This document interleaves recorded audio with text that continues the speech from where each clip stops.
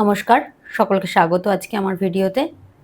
আজকে আমরা আলোচনা করব আপনার বেডরুম নিয়ে।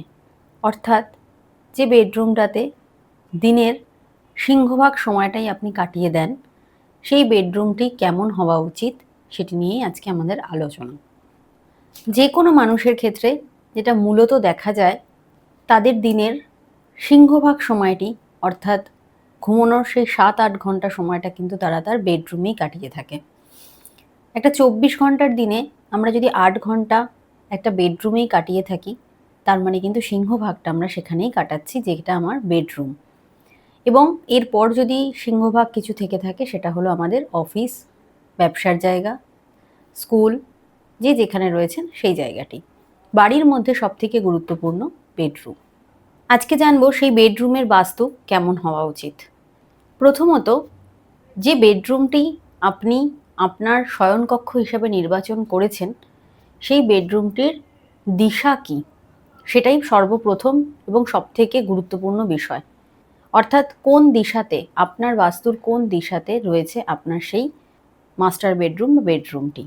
প্রথমে আলোচনা করব যে কর্নারগুলোতে বা যে দিশাগুলোতে আপনি বেডরুম বানাতে পারেন।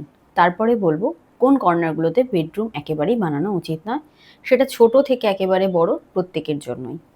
বাড়িতে যিনি হেড অফ দ্য ফ্যামিলি রয়েছেন বা যিনি মেইন আর্নিং মেম্বার রয়েছেন, তার শয়নকক্ষ অবশ্যই যেন সাউথ ওয়েস্ট কর্নার অর্থাৎ নৈঋত কোণে হয়ে থাকে। এছাড়াও আরও অনেকগুলো কর্নার বা দিশা রয়েছে, যেগুলোতে কিন্তু যে কোনো কারোরই, বাড়ির হেড অফ দ্য ফ্যামিলিরও হতে পারে, বাড়ির বাচ্চাটিরও হতে পারে, সকলেরই হতে পারে। এরকম কয়েকটি জোন হলো, প্রথম ইস্ট জোন অত্যন্ত ভালো। এরপরে আসছি সাউথ ইস্ট অর্থাৎ অগ্নিকোণ, এটিও অত্যন্ত ভালো। এরপরে জোনটি ইস্ট নর্থ ইস্ট, এই জোনটিও কিন্তু অত্যন্ত একটি ভালো জোন। এবারে যদি যাই পশ্চিম দিকে, পশ্চিম দিক অর্থাৎ ওয়েস্ট জোন খুবই ভালো বেডরুমের জন্য।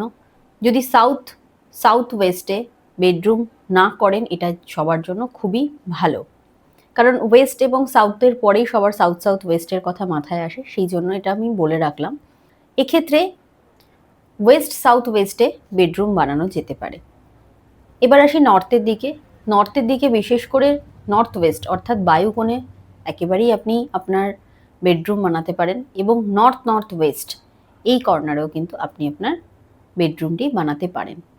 কোন কর্নারগুলোতে বেডরুম বানাতে পারেন সেটা নিয়ে বললাম। এবার বলবো কোন কর্নারগুলোতে বেডরুম একেবারেই বানানো উচিত নয়।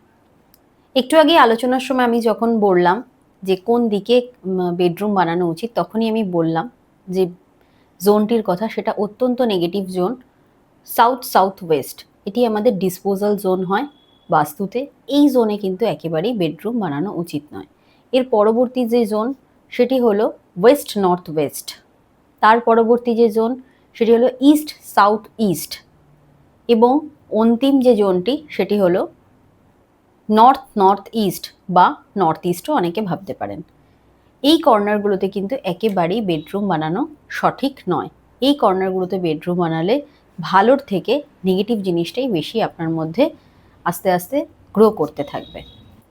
এরপর বলবো, আপনি বেড তো আপনার বা বেডরুম তো আপনার একেবারে সঠিক কর্নার অনুযায়ী হয়তো বানিয়েছেন। এবার যেটা মেইন দেখার বিষয় সেটা হলো আপনার পশ্চার, অর্থাৎ আপনি শোয়ার সময় কীরকম পশ্চারে ঘুমন, অর্থাৎ আপনি মাথা কোন দিকে দিয়ে ঘুমন। চারটেই মেইন দিক রয়েছে বা মেইন দিশা রয়েছে, পূর্ব পশ্চিম উত্তর দক্ষিণ। এর মধ্যে মূলত আমরা ছোটোবেলা থেকেই জানি পূর্ব দিকে মাথা করে ঘুমানো যায়, একেবারেই তাই। আমাদের জ্যোতিষশাস্ত্রে বা আমাদের বাস্তুশাস্ত্রেও তাই।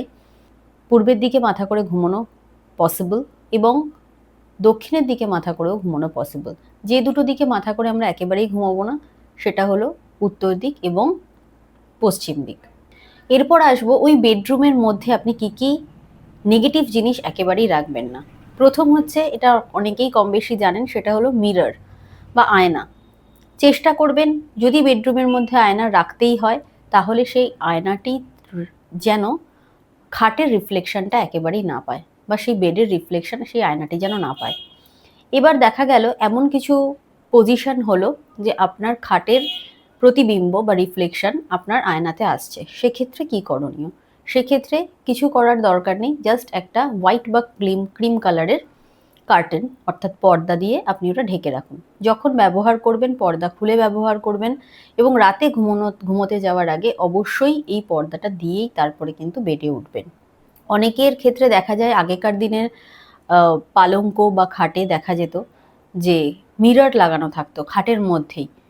যদি এরকম কোনো খাট বা পালঙ্ক কারুর বাড়িতে থেকে থাকে সেগুলো অবশ্যই রিমুভ করুন। কারণ খাটের মধ্যে যদি আপনার আয়না লাগানো থাকে সেটা তো আপনি পর্দা দিয়ে ক্লোজ করতে পারবেন না। সেই কারণেই কিন্তু আপনাকে খাটের মধ্যে যদি কোনো আয়না থাকে সেটা কিন্তু সেই খাটটিকেই পুরো রিমুভ করে দেওয়াই ভালো। এবং এখনকার দিনে অনেক অত্যাধুনিক খাট বা বেডের ডিজাইন বেরোচ্ছে যাতে মিরর দেওয়া আছে। এরকম মিরর দেওয়া ডিজাইনার খাট একেবারেই নেবেন না এবং এগুলো কিন্তু বাস্তবমতে একেবারেই শুভ নয়। নেক্সট আরও একটি বিষয় যেটা খাটের আশেপাশে সবাই রেখে থাকেন বা অনেক সময় খাটের মধ্যেও অনেকে রাখেন, সেটি হলো আমাদের দৈনন্দিন ব্যবহারের ওষুধগুলি। একেবারেই কিন্তু এই ভুলটি কেউ করবেন না। খাটের পাশে কোনো একটা টেবিল রেখে তার মধ্যে ওষুধ রাখা বা খাটের মধ্যেই কোনো এক জায়গায় ড্রয়ারের মধ্যে ওষুধ রাখা, এই কাজগুলো কিন্তু কেউ একেবারেই করবেন না। কারণ খাটের মধ্যে ওষুধ রাখলে খাট একটি আলাদা তত্ত্ব।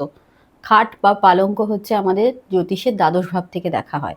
আর ওষুধ বা মেডিসিন আমাদের পঞ্চম ভাব থেকে দেখা হয়। তো মেডিসিনেরও উপকার আপনি কম পাবেন এবং ঘুমোতে গেলে যে নিশ্চিন্তে ঘুম সেটাও কিন্তু কম হবে। তাই মেডিসিনগুলো অবশ্যই সেখান থেকে সরিয়ে ফেলুন।